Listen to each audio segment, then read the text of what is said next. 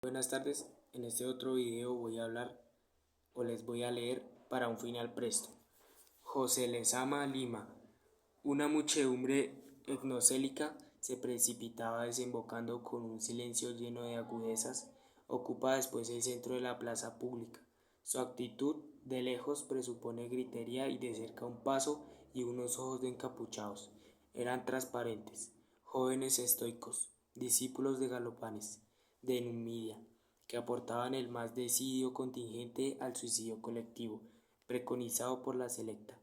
Ese fervor lo había conseguido Galopanes, abriendo las puertas de sus jardines a jóvenes de 15 a 20 años.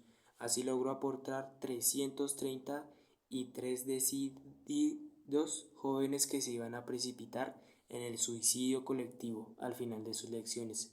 La secta denominada el secuestro del tamboril por la luna menguante tenía visibles influencias orientales y por eso muchos padres atenienses, que amaban más a leídos que al ideal de vida refinada, si mandaban a sus hijos a esos jardines era para permitirse el áureo dispendio de que sus hijos, sin viajar, pudiesen hablar de exotismos.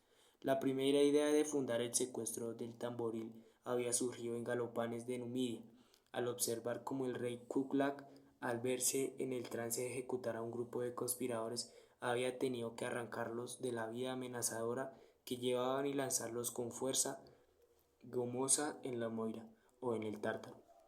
Según estuviesen más apegados a la religión que nacía o la que moría, al ver Galopanes los crispamientos y gestos desiguales e incorrectos de los jóvenes ajusticiados decidió idear nuevos planes de enseñanza.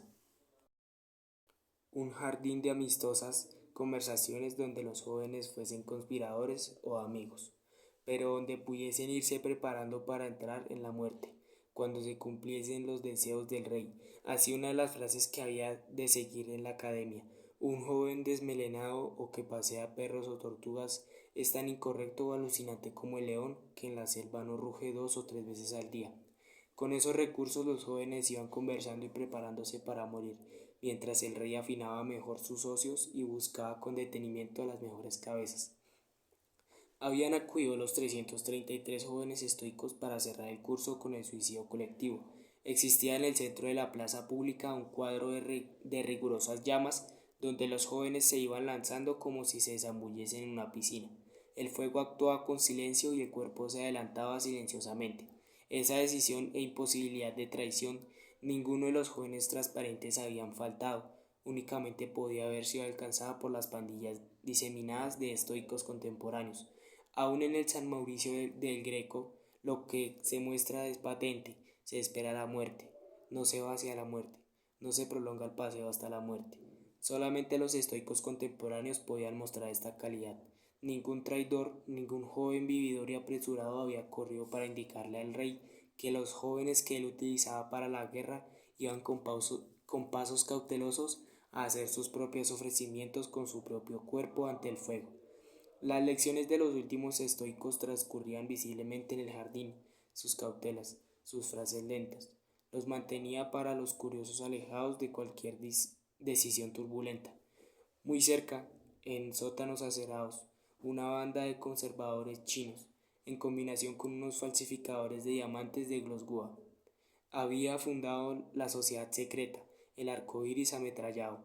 En el fondo ni eran conversadores chinos ni falsificadores de diamantes, era esa la disculpa para reunirse en el sótano, ya que por la noche iban a los sitios más concurridos del violín, la droga y el préstamo. Querían apoderarse del rey para que el hijo del jefe, que tenía unas narices leóninas de leproso, utilizadas desde luego como un atributo más de su temeridad, fuese instalado en el trono, mientras el jefe disfrutaría con su querida un estío en las arenas de Long Beach. La policía vigilaba copiosamente a la banda de chinos y falsificadores, pero sufrían un error esencial que a la postre volaría en innumerables errores de detalles. De esos errores derivarían un grupo escultórico, una muerte fuera de toda casualidad y la suplantación de un rey. Era el día escogido por los estoicos de Galopanes para iniciar los suicidios colectivos. El frenesí con que habían surgido los gendarmas de la estación les impedía entrar en sospechas al ver los pasos lentos, casi pitagorizados, de los estoicos. A las primeras descargas de la gendarmería, los estoicos que iban hacia la hoguera silenciosamente prorrumpían en rasgados gritos de alborozo, de tal manera que se mezclaban para los pocos espectadores indiferentes los agujeros sanguinolentos que se iban abriendo en los cuadros de los estoicos, suicidas y las risas con que estos respondían. Al continuar las detonaciones, las carcajadas se frenetizaron.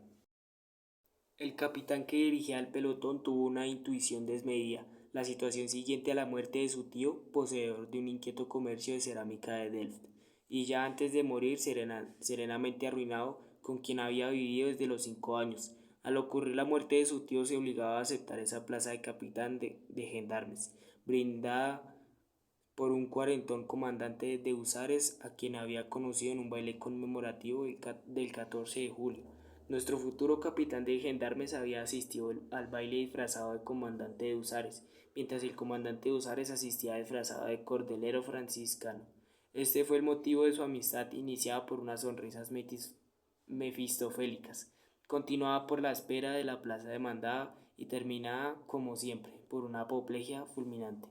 El comandante, cuando se embriagaba, abría su Bagdad de lugares comunes. Uno de los que recordaba el actual capitán de gendarmes era que una carga de húsares era la antítesis del suicidio colectivo de los estoicos. Más tarde, al recibir una beca en Yale para estudiar el taladro en la cultura eritrea en relación con el culto al sol en la cultura totoneca, había aclarado esa frase que él creía sibilina al brotar mezclada con los eructos de una copa de Borgoña seguida por la ringlera inalcanzable de tragos de cerveza. Un insignificante estudiante de filosofía de Yale que presumía que había frustrado su vocación pues él quería ser pastor protestamente y poseer una cría de pericos cojos del Japón. Le reveló en una sola lección el secreto de lo que él había creído en su oportunidad, un dictado del comandante en éxtasis. La plaza pública ofrecía diagonalmente la presencia del museo y de una bodega de vinos siracusanos.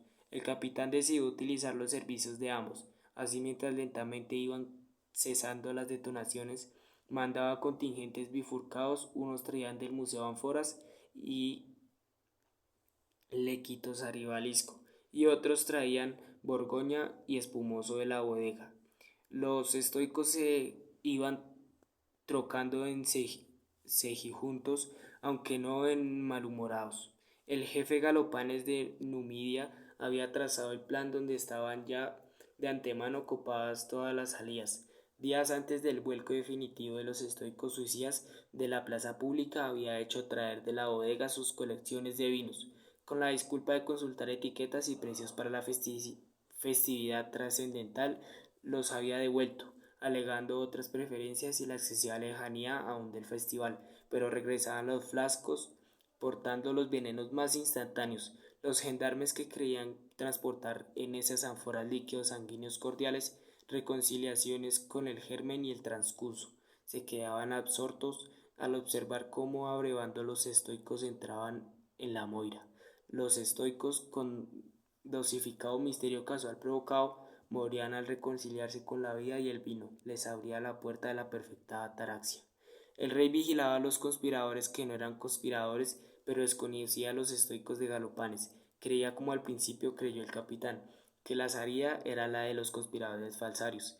Desde una ventana conveniente contempló el primer choque de los gendarmes con los estoicos, pero al observar posteriormente cómo conducían hasta los labios de los que él presuponía conspiradores las ánforas vinosas, creyó en la traición de ese pelotón y desesperado, irregular, ocultadizo, corrió a hacer la llamada a otro cuartel donde él creía encontrar fidelidad.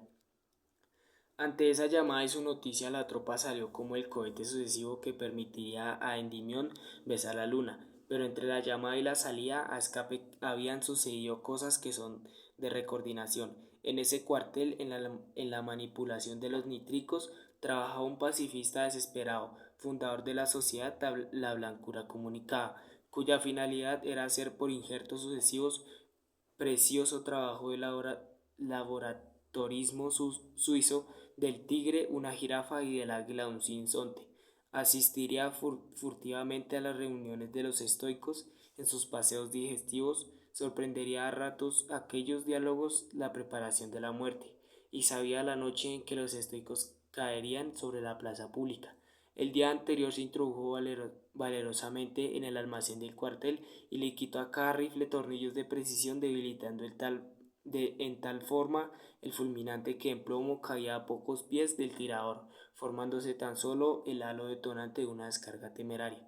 Al llegar a la plaza, la tropa del cuartel y contemplar a los gendarmes y a los supuestos conspiradores alzando el ánfora de la amistad, lanzaron de inmediato disparos tras disparos. Los estoicos ya iban cayendo por el veneno deslizado en las ánforas, pero la tropa del cuartel admiraba su puntería. La cegadora furia les impedía contemplar que el plomo caía, pobre de impulso, en una parábola miserable. Cuando creían que la muerte lanzada con exquisita geometría daba en el pecho de los conspiradores, el azar le comunicaba sus certezas, una vacilación disfrazada tras lo alcanzado, tan distante siempre de los errores preparados por los maestros de ajedrez, que saben distribuir un fracaso parcial, o el detalle imperfecto de algunos retratos de Goya. El perrillo Guateau, que tiene una cabeza de tágalo combatiente, hecho maliciosamente para que el conjunto adquiera una deslizada exquisitez. El rey formaba un grupo escultórico detrás de la ventana, contemplaba la muerte refinada, activísima, y las detonaciones bárbaras eternamente inútiles. Cuando llegó a la plaza pública, la tropa del cuartel y vio sus detonaciones, corrió a llamar a los otros cuarteles, anunciando la paz y teniendo tendida y muy blanca. El grueso de sus tropas vigilaba las fronteras, el jefe de la pandilla acariciaba sus parabrisas y vigilaba todo lo posible gagueo de sus ametralladoras. Al pasar el jefe por la estación del capitán de gendarmes notó una ausencia terrible. Más tarde, al no encontrar resistencia por parte de la tropa del cuartel, pensaron que todos esos guerreros equívocos estaban rodeando al rey para preparar una defensa real. Al pasar por la plaza pensaron en el regreso de las tropas fronterizas en abierta pugna con aspirantes consanguíneos. Ya aquí pensaron que les sería fácil apoderarse del rey, pero extremadamente peligroso abrir las ventanas del rey puesto frente a esta plaza, donde no se sabía cuándo sería el último muerto y con quién en definitiva se abrazarla. La jornada de los conspiradores falsarios era como un largo brazo que va adentrándose en una logia. Pudieron resbalar en palacio hasta llegar frente a la antecámara. Aquí el jefe y su hijo, el de las narices leoninas de leproso, se adelantaron finos, capciosos con sus dedos como un instrumental probándose en la yugular regicia. Un año después el jefe con su cría se estira y despereza en las arenas de Long Beach. Contempla la cáscara de toronja que las aguas se llevan y el peine desdentado con un mechón pelirrojo que las aguas quieren traer hasta la arena. Fin.